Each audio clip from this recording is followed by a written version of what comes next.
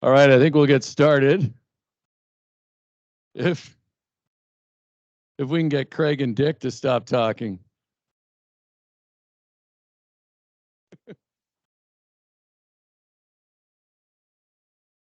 Right. So, hey, I want to thank everybody for joining online and in this room, and who the thousands who will watch this as it's recorded later. So, I appreciate the attendance here in the room and online. So the first, I don't know how I got the prime 9:30 slot in the members assembly, but this is what we have. I'm kicking it off here with today. We've got a lot of good presentations scheduled for the rest of the day.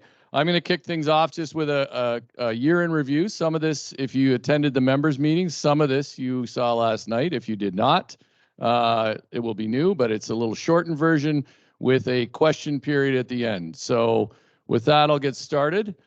I will try to share my screen.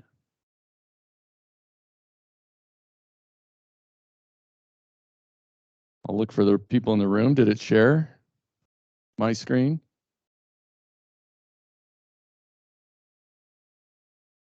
Jonathan seems unsure, but whatever the case, we'll get started. So let's talk about last year. Last night I mentioned where we were a year ago and how challenging that was. What I started to say was, if you find yourself in a hole, stop digging.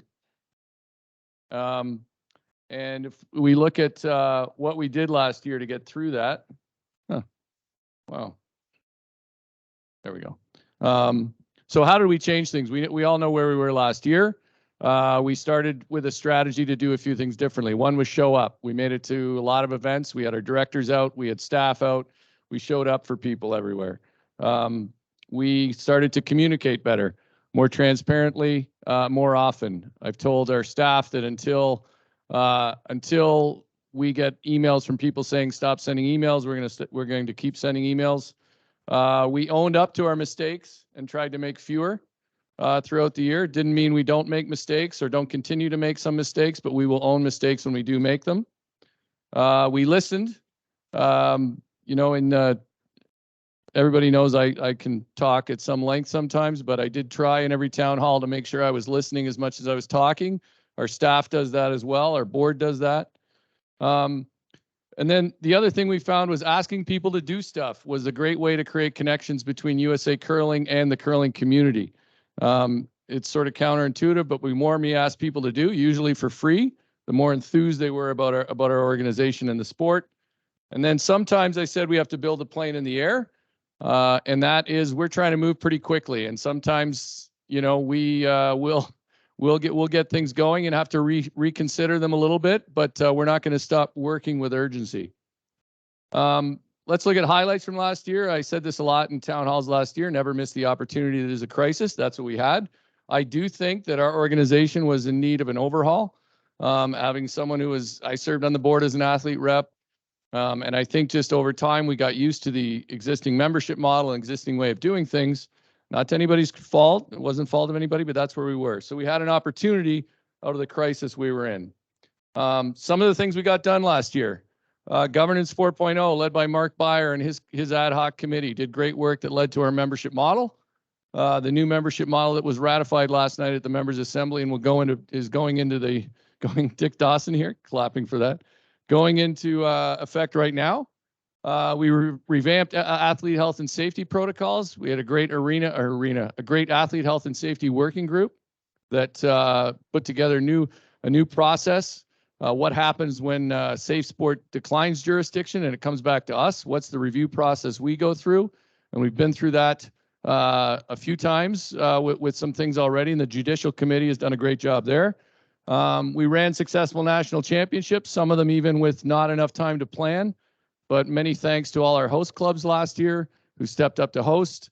We have a new content platform, Our House, and we had a World Mixed Doubles Championship. Today, the picture works. So, yeah, there you go. See, constant improvement at USA Curling. Last night, the picture didn't work. Today it does. So, Corey Dropkin, Corey Teesey, Kathy Overton Clapham, and Phil Drobnik there went and won our first World Championships since 2003 and our first ever in mixed doubles. So that was really exciting. Great effort by them. You know, Corey also went undefeated at our mixed doubles national, so it was quite a run they had. Other highlights, I think, the Arena Club Working Group that was headed up by Jane Sharp. We'll have a presentation from two people on that group later today. They have been a great source of ideas for arena clubs and how we as an organization can work better with clubs that do curl on arena ice and arena settings. We've got more educational programming, regular webinar sessions, and other sessions. We launched merch, and thanks to everybody who has bought our merch. I'll make another pitch for it now. Go buy it. It's on our website.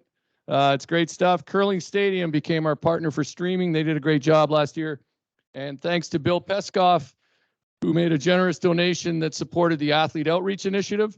We had people like Tom Howell and Roger Smith just recently up in Montana at that club. It allows us to send athletes out to clubs to teach, to communicate, to build relationships. Not only has that been really valuable for the clubs, but the athletes themselves continue to tell me how much they enjoy it. And I think it's worth noting that our athletes are always willing to do things like that and really take a lot of pride in going out and connecting with our curling community. So looking forward, I think, you know, there's three things we want to be. We want to be unified. We want to bring this curling community together as much as possible. It's clear that we're better when we work together.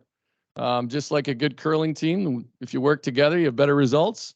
So we'd like to work together with our regional association partners, with our other stakeholders like the WCF, with sponsors, with venues, supportive. We want our community to feel that USA Curling is supportive of your efforts to grow the game. There's no question that where things really happen for our sport is at the club level, and we want to make sure that those clubs feel supported all the time. And last thing, we want to be inclusive.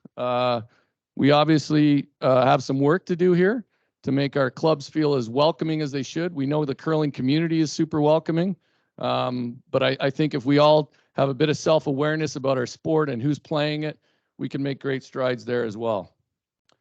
I'm going to touch on the new membership model for people who weren't on the call last night or missed town halls, how it works.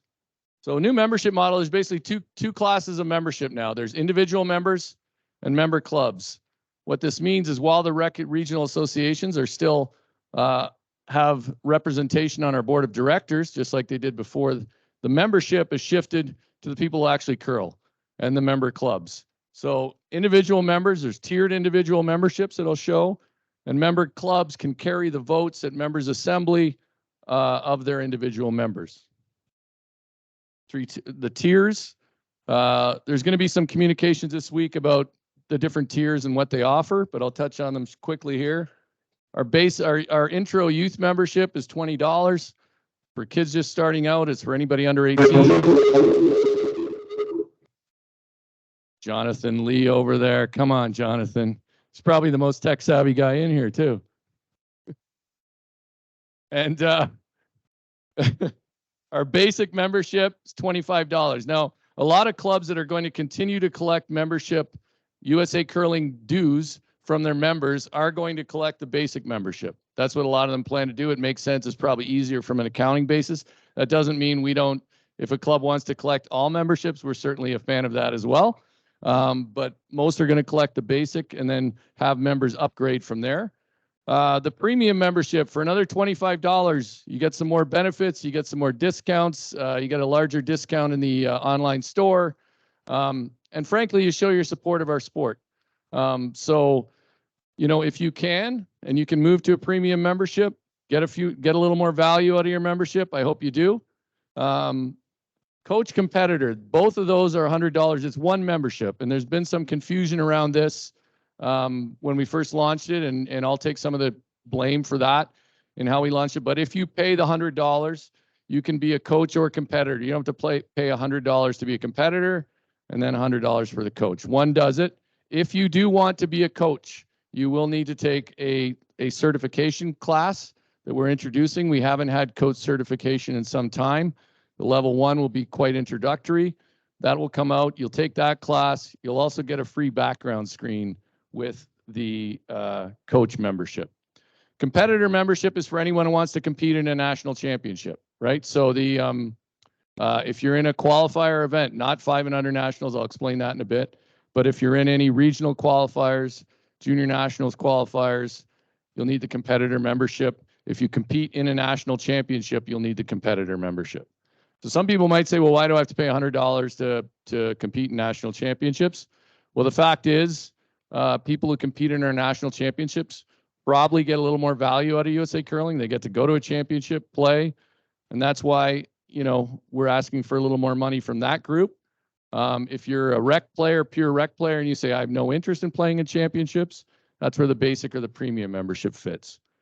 And then the last one, a gold membership at $500 for anyone who really wants to show their support of the game. You get a whole host of benefits. You can see it on the website.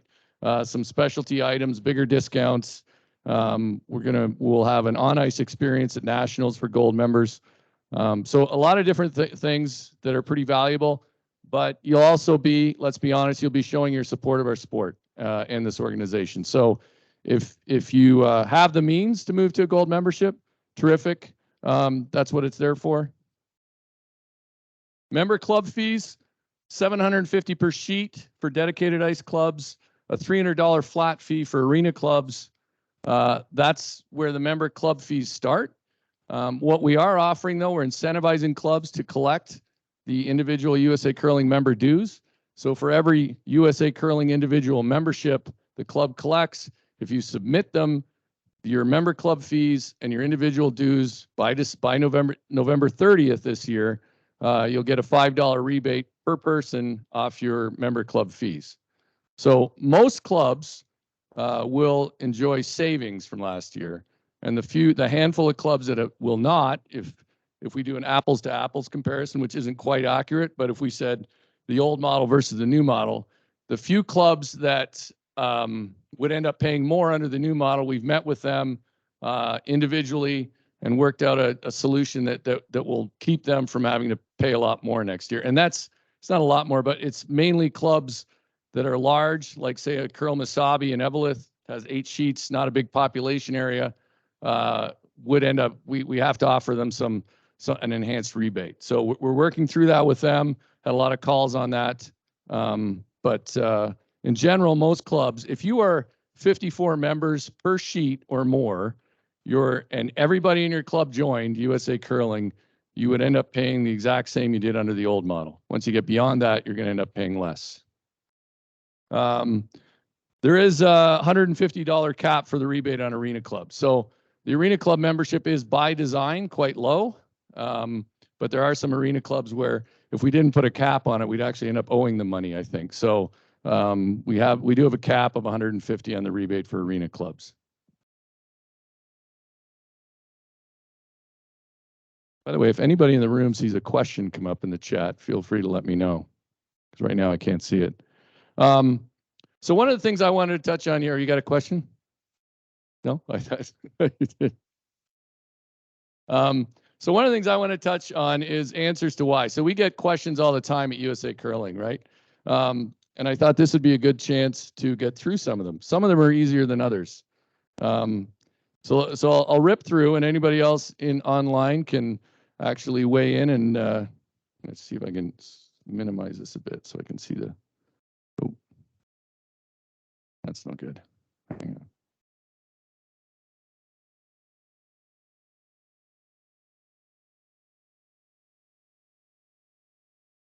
I just want to make sure I have access to the chat. All right, there we go. So we talk answers to why. Some of the things that we get emails about or questions about, some of them are easier than others. Why do you keep calling it mixed fours? Mixed fours nationals. So somebody in here really doesn't like it. So I'll tell you why we do, though, right? Because if you try to explain to a media person the difference, we have mixed doubles and mixed.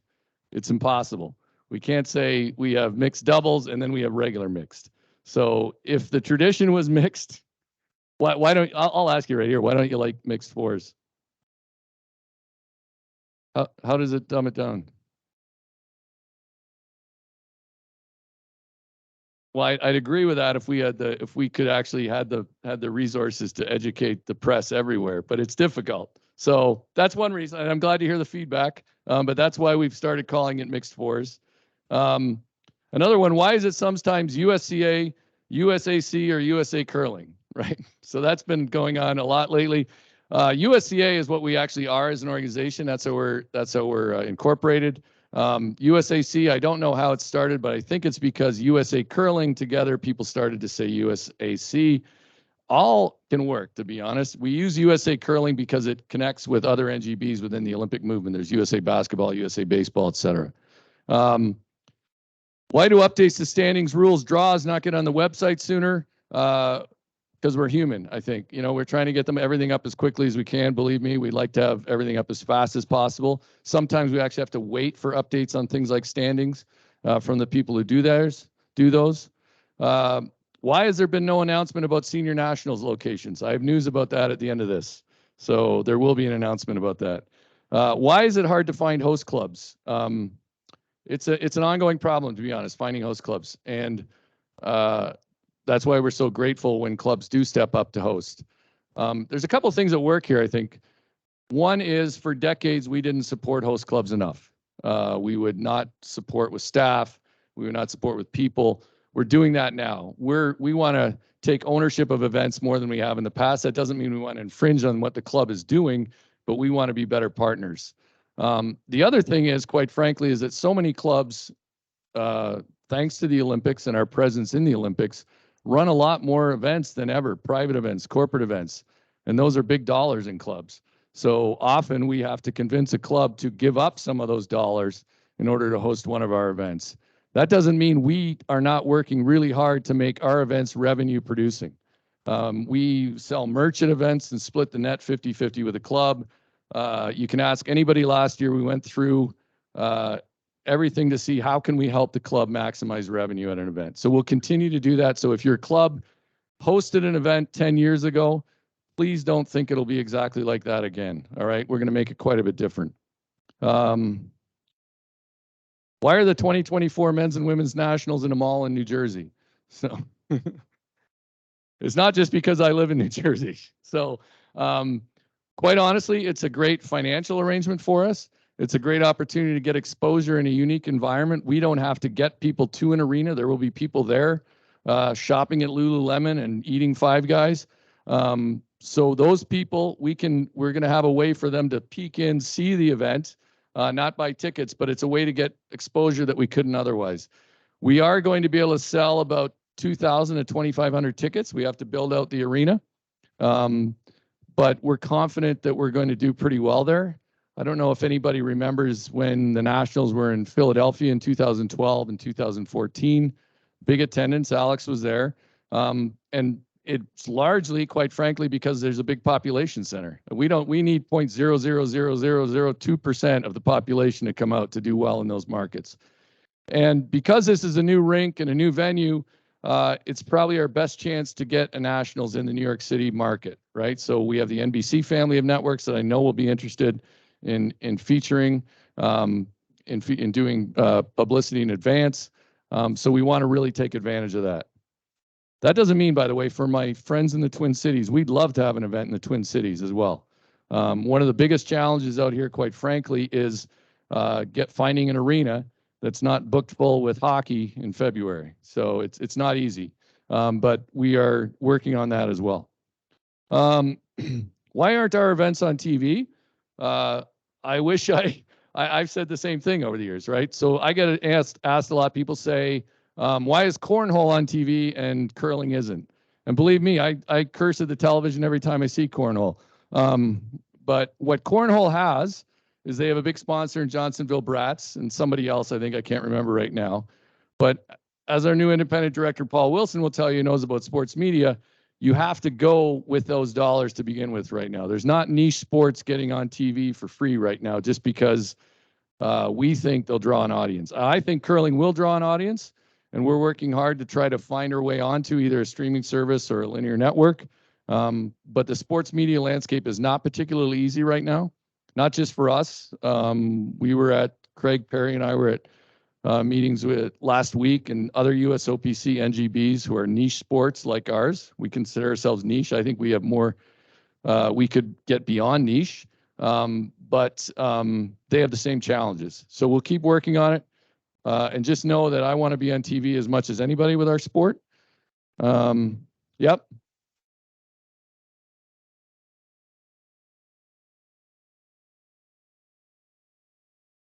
So and if you talk to a network now, they'll say they want you to come with sponsor dollars to handle the production, right? So they come in, the production is covered with sponsorship right away. That's the biggest thing. If we have a sponsor, we can go to someone and say, we have a sponsor, we can handle $300,000-$400,000 in production. So the network at least has that out of the way. When we talked to NBC, one comment they made was like, we're comfortable enough with maybe just breaking even on some television, but we can't lose money right now on anything, right? And most of the networks see themselves as distributors as much as anything. They're not as engaged, say, on the production side. And if you know anything about NBC Sports, they shut down the Olympic Channel, they shut down NBC Sports. They are shifting that to other network sports coverage. So there's still opportunities there. And obviously with them in the Olympics, they're a good partner. But that's fundamentally how it works. Why aren't more championships streamed with Curling Stadium? Comes down to resources. I'd love, if we're not on broadcast networks or a streaming service, I would love to have every one of our championships streamed on Curling Stadium. But they're a business as well, and they need to be paid for their efforts. So right now we can budget to cover 3. So we cover men's, women's, mixed doubles, and juniors. I'm hopeful over the years we can expand that. And you will see too, sometimes we run nationals in clubs that have streaming set up. And we will stream whenever we can. We did that at Club Nationals last year in Wausau. We were able to stream 1 sheet. We're working with Chaska to see what we can do to stream 5 and under nationals at their club this year. Why do 5 and under nationals qualifiers not require a competitor membership? That's the 5 and under bond spiels that make up 5 and under nationals qualification. I'd love it if y'all bought a competitor membership, by the way, go for it. But we do think that that's a new group, and we don't want to discourage their participation in those bond spiels. They will have a need a competitor membership if they qualify for nationals. This is my question. Why do 5 and under competitors ask so many questions? I joke. I love the 5 and unders, and they ask so many questions because they're so enthusiastic about the sport. So I'm always grateful for it. Some people ask, why are so many championships in Colorado? We are in Denver with mixed 4s and U18s for a number of multi-year agreements. That's because those clubs are willing to do that. They're great partners, willing to step up and take those 2 championships on. Sean and Mimi Stevenson in Rock Creek opened a great facility. They're always very flexible. So that's why championships are there. Why is there so much spam on the Facebook page? We can't get rid of it fast enough. We try. Why do athletes get 1/3 of the vote? We've been through this before, but I'll cover it again.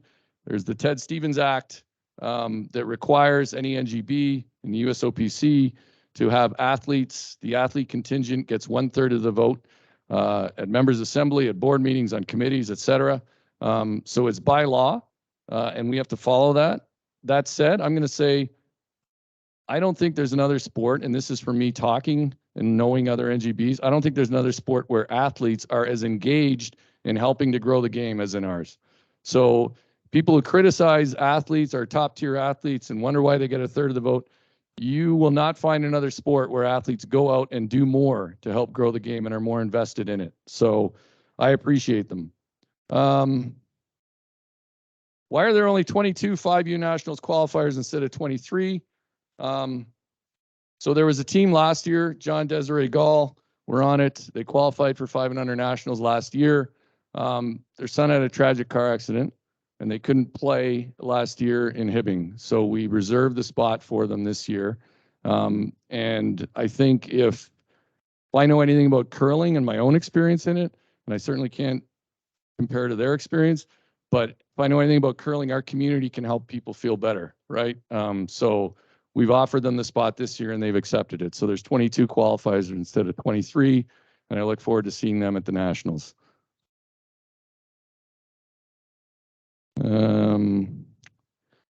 Last one is the big one. Gonna look in the chat. Is there any question in the chat? No. Big one is, why should my club or me be a member of USA Curling? this is a big question we get all the time. There's lots of ways to answer it. I think some of it is individual, right? But I think if you want to support the game you love, and I think most curlers love our sport, joining USA Curling is a great way to support it. Not just because we think we're the most important organization, but we are a national organization that brings the curling community together. We run 18 different national championships, provide services, programming, ice tech consulting. And I don't want to just go through a laundry list of benefits because not everyone is relevant to every curler, but we are working hard to provide as much as possible. You also get insurance protection. If you're a participant, you'll get protection which can be valuable in case of injury. For clubs, there's liability insurance. I think if you think about our sport, it connects people in a way that few other sports do. And connecting to that national organization only strengthens those bonds. And then the last thing I'd say is, if we're a top performing NGB and your support helps us be that, a top performing sport within the NGB within the USOPC, that's positive for our game. And I think everybody has had issues with the Olympic movement or the USOPC or the IOC, but the USOPC is a valuable partner and it's valuable to be a part of it. That's why you have so many NGBs that want to be part of the USOPC. Not only do they provide the funding that goes directly to our athletes, teams, competitive programs, they also do help and provide grants that fund administrative aspects of our sport, including safe sport compliance, things like that. So, and they run an annual audit that, quite frankly, helps us perform better. So there's real value to being part of that, and by supporting USA Curling, you help that continue. So those are some of the biggest questions I get. I'm going to quickly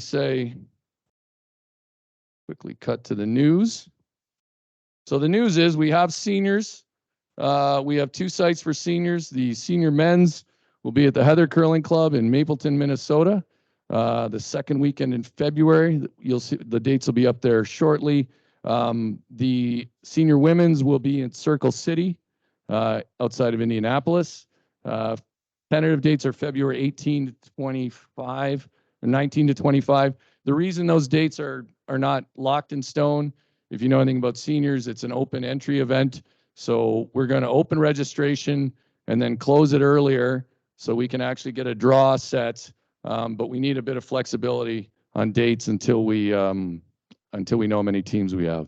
But Circle City is going to be great. I don't know if anybody's been there, but they opened last December. Super enthusiastic about it. And Mapleton, thanks to Jeff Annis, who's on our board, connected us there. And we look forward to a good event there. The other news, the World Mixed is getting underway in Aberdeen, Scotland. So follow that. Team Brundage over there representing the United States. They'll be great representatives. We're cheering them on from here. And then the last thing I would say, I've talked a lot about USA Curling. I would suggest anybody listening or watching, tell us what you'd like to get from USA Curling. We don't have every idea. So tell us what you'd like USA Curling to provide. Feel free to contact any of us. You'll find all our staff emails on the website. But you can send me an email, send Lauren Rich and Member Services an email, anybody on our team. So that's sort of the review of where we're at right now. I'm going to see if there's any questions in the chat. I killed the room. Are there any questions in the room?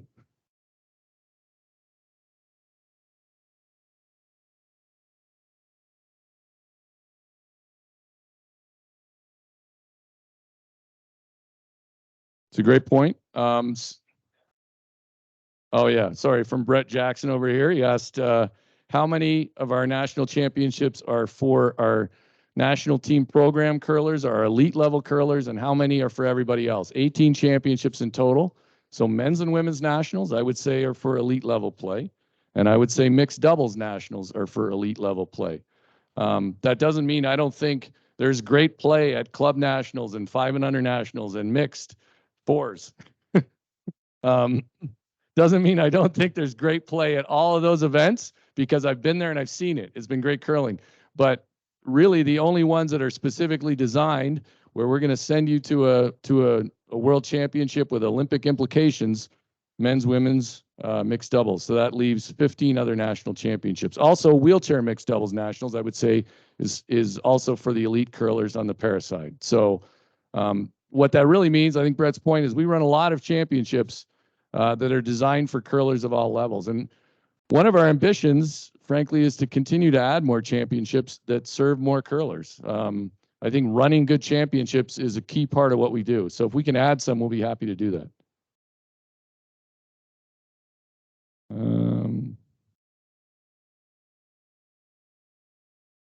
Yes.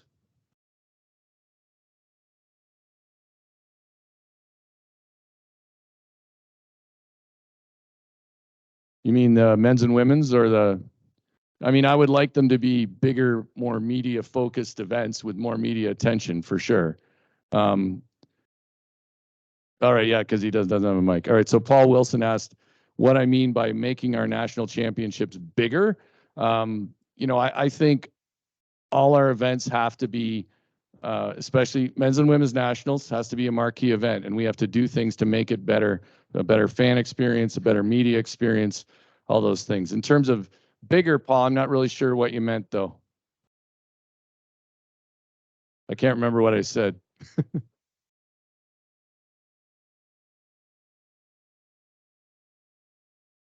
Oh, yeah. Yeah. Yeah, I just think all our events across the board, and that's not just men's and women's, we need to put more focus on making sure they're better than they were the year prior.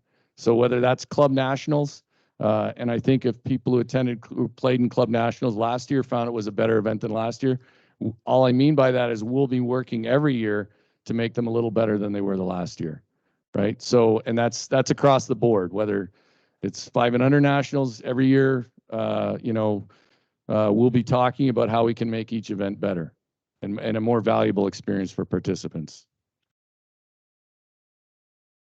I did. Are there any new dedicated ice clubs? Well, there are. I'm trying to think of what the most, well, certainly Circle City just opened last December. Traverse City just opened where we'll be having the mixed doubles this year.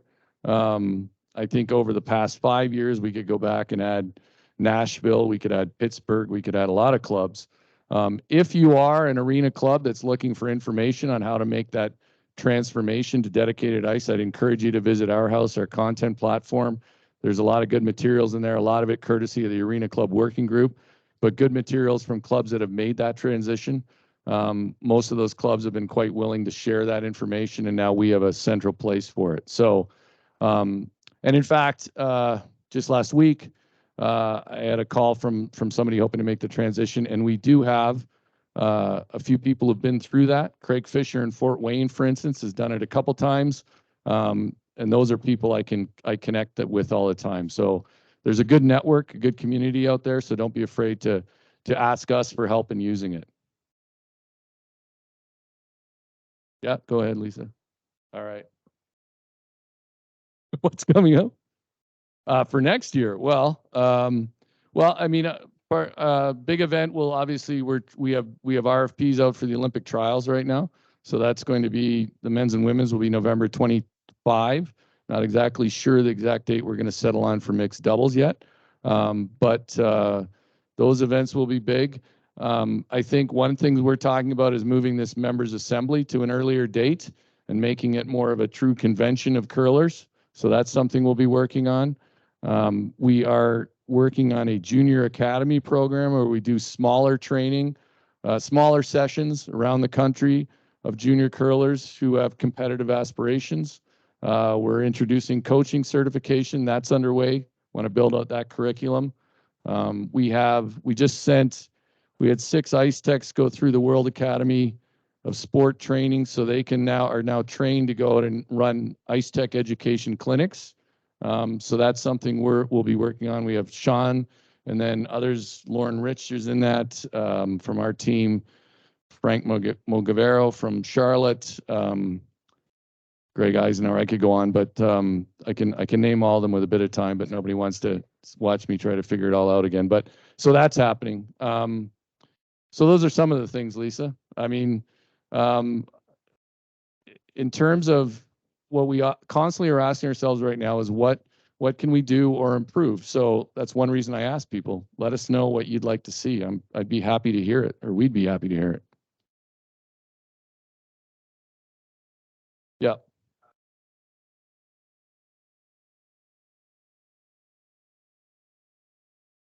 Yeah. So I'm not a sports bettor, but I think gambling on curling would be incredible for sports bettors.